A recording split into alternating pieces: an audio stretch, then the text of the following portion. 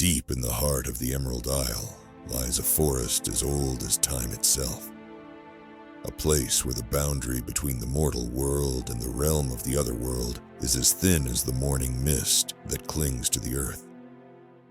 They say the forest holds secrets, things beyond the understanding of mortal men. And it was here that a hunter, known for his skill and solitude, began his most fateful journey. The hunter was a man of quiet strength, his life shaped by the wilds. His sharp eyes, green as the forest itself, missed nothing. Each hunt was more than a test of skill. It was a duty, a means to sustain his village. On a cool, misty morning, he moved through the woods with the practiced ease of someone who belonged to them. His steps were silent, his every sense attuned to the world around him. As he walked, he came upon a faint trail pressed into the soft earth, a delicate hoofprint, faint and precise. He knelt to examine it, curiosity sparking in his eyes. Strange, he murmured to himself. Too light for a stag, yet too large for a fawn. He rose slowly, his gaze sweeping the woods. The forest seemed to change, as if holding its breath. The rustling leaves stilled. The distant bird calls fell silent. And then he saw it. Standing between the trees was a deer like none he had ever seen. Its coat shimmered faintly, silver as moonlight, and its antlers twisted gracefully toward the sky.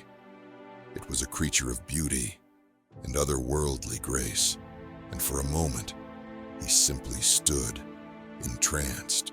But something deep within him stirred, a pull he couldn't explain. Without thinking, he prepared to draw his bow. Yet, as he began to draw, he hesitated. There was something about the creature, something that went beyond its beauty. It felt aware, as though it was watching him with the same intensity that he watched it. Then, without a sound, the deer turned and bounded deeper into the forest. The hunter's hesitation vanished, replaced by an urge he couldn't deny. He followed, the thrill of the chase coursing through him. But as he pursued, the forest seemed to shift around him. Paths he knew by heart twisted into unfamiliar trails, and the deer always stayed just out of reach, a shimmering figure leading him further into the unknown. Now, any other hunter might have let it go. A deer like that? Too strange, too otherworldly, but not this hunter. He was drawn to it, like a moth to a flame. So he followed, through the underbrush, over roots and streams, always just a step behind. Every time he thought he'd cornered it, the deer would vanish, only to reappear farther ahead, like it was teasing him. Hours passed. The forest grew denser, darker, and just when he thought he couldn't go any farther, he stumbled into a glade.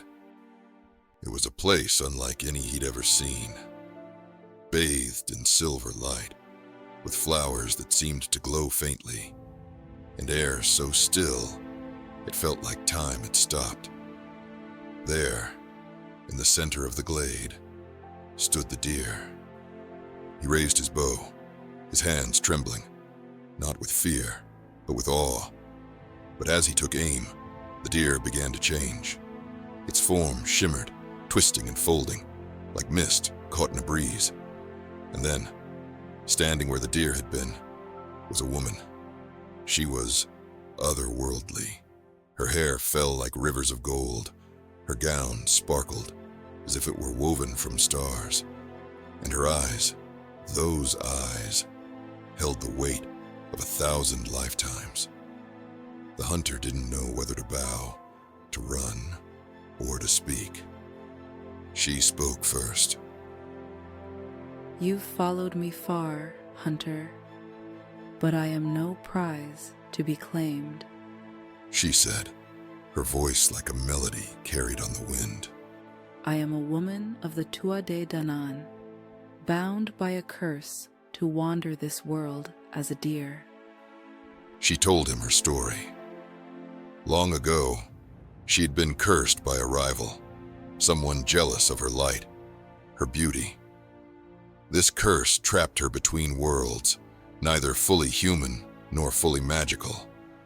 The only way to break it was through an act of true courage and love. But the path to freedom was dangerous, she warned him.